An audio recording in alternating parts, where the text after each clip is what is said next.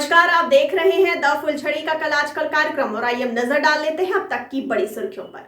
राष्ट्रीय स्टार्टअप पुरस्कार 2021 से 46 स्टार्टअप सम्मानित। रियलिटी शो में जज के तौर पर छोटे पर्दे पर वापसी करेंगी मौनी रॉय। अभी भी आईसीयू में है लता मंगेशकर। डॉक्टरों ने कहा नहीं चाहती सार्वजनिक हो ज्यादा जानकारी।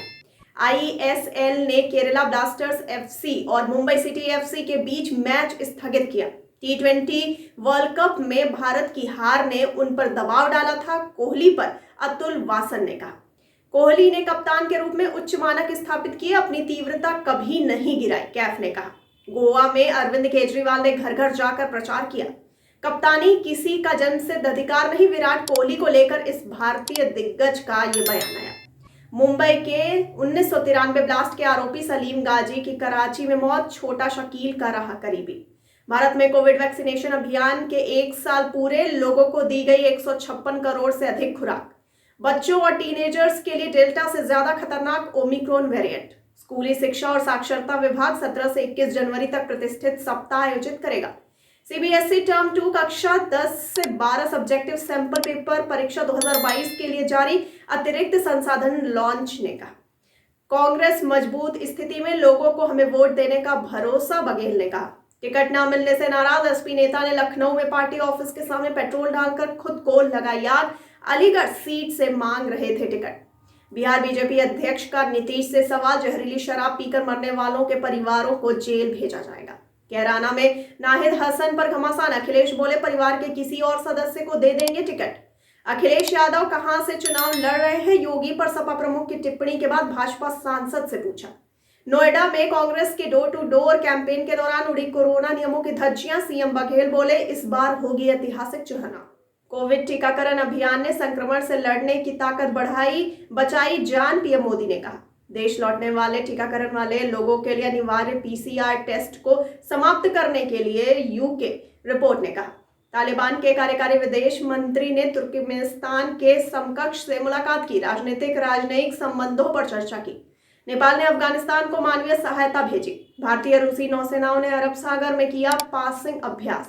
बिटकॉइन की कीमतों में तेजी, इथेरियम में भी आया उछाल। यूपी पोल में पूर्व आईपीएस अधिकारी असीम अरुण के भगवा पार्टी में शामिल होने के बाद अनुराग ठाकुर का कहना है कि सपा में शामिल होने वाले लोग दंगा करते हैं, भाजपा में शामिल होने वाले लोग दंगाइयों को पकड़ते हैं। यूपी में भूपेश बघेल ने नोएडा में घर घर जाकर प्रचार शुरू किया। यूपी में 1 लाख पार हुए कोरोना के एक्टिव मरीज। राज्य सरकार ने 23 तक स्कूल कॉलेजों को बंद करने का दिया आदेश। कोरोना संकट के बीच द्वारकाधीश मंदिर भक्तों के लिए 23 जनवरी तक बंद। महाराष्ट्र में ओमिक्रॉन ने फिर पकड़ी रफ्तार। देश में ओमिक्रॉन का हर चौथा मरीज महाराष्ट्र का। जम्मू कश्मीर पुलिस सीआरपीएफ ने घुसपैठ को रोकने के लिए सांबा में की चेतावनी। उत्तराखंड में चुनाव आयोग की बड़ी कार्रवाई, उधम सिंह नगर के एसएसपी को पद से हटाया। सेक्शन 80C के तहत बढ़ाई जाए टैक्स छूट की लिमिट, एन्युटी को भी माफ करने की उठी मांग। पूर्व बीएसएफ अधिकारी ने अटल बिहारी वाजपेयी पर्वतारोहण और संबंध खेल संस्थान के निदेशक के रूप में पदभार ग्रहण किया। यूपी पुलिस ने 28 किलो विस्फोटक जब्त किया, 3 गिरफ्तार। गोवा इलेक्शन में मनोहर पारिकर के बेटे का आप में स्वागत है। गोवा पहुंचे केजरीवाल ने उत्पल को दिया न्योता। अगर लोग सरकार एकजुट हो तो देश किसी भी चुनौती पर विजय प्राप्त कर सकता है, अमित शाह 1 वर्ष के कोविड टीकाकरण अभियान पर बोले। अफगानिस्तान के काबुली के पास विस्फोट में 2 बच्चों की मौत। राष्ट्रीय सुरक्षा नीति संसद के समक्ष पेश की जा सकती है, पाक एनएसए को आश्वासन।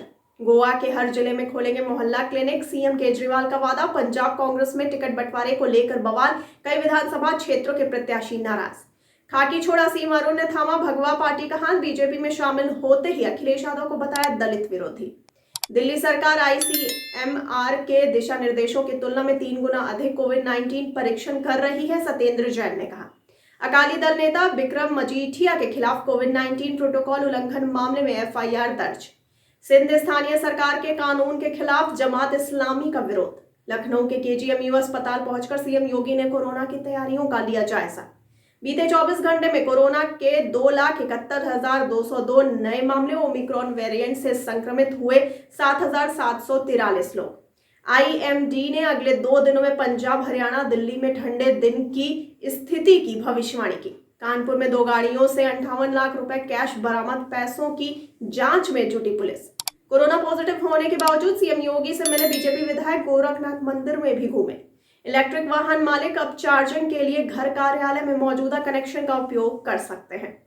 आपने जारी की 150 उम्मीदवारों की पहली लिस्ट। संजय सिंह बोले, योगी और पढ़े लिखे प्रत्याशियों के चयन की कोशिश। 107 में से बीजेपी ने 20 विधायकों का काटा है टिकट। सबसे ज्यादा आगरा में 5 नए चेहरे। एमपी में आदमी ने 10 साल की बच्ची से रेप की कोशिश के बाद उसे कुएं में फेंका। दिल्ली हाईकोर्ट ने अपने बेटे द्वारा उसके खिलाफ दर्ज प्राथमिकी को रद्द करने की मांग करने वाली व्यक्ति की याचिका को अनुमति दी। नालंदा में जहरीली शराब कांड पर आरजेडी ने सीएम नीतीश कुमार से मांगा इस्तीफा। गोवा विधानसभा चुनाव में शिवसेना राकंपा मिलकर के लड़ेंगे गठबंधन। सीट बंटवारे पर बातचीत 18 जनवरी को। आपने भारतीय क्रिकेट को ऊंचाइयों तक पहुंचाया है, पुजारा से कोहली ने कहा। दिल्ली में प्रदूषण का कहर अभी भी बहुत खराब श्रेणी में है राजधानी की हवा।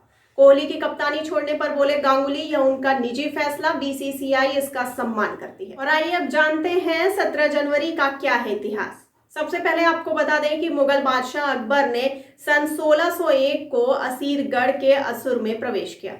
इंग्लैंड के विपरीत भारत में अगला परीक्षण वैज्ञानिकों ने सन 1985 में किया। सन 1962 में नासा के नागरिक पायलट नील आर्मस्ट्रांग ने X-15 से 40,690 मीटर की दूरी तय की। तो ये थी अब तक की बड़ी खबरें। आगे खबरों के लिए बने रहिए द फुलझड़ी के साथ और साथ ही साथ हमारे चैनल को लाइक, सब्सक्राइब और शेयर करना ना भूलिए। मुझे दीजिए इजाजत। धन्यवाद।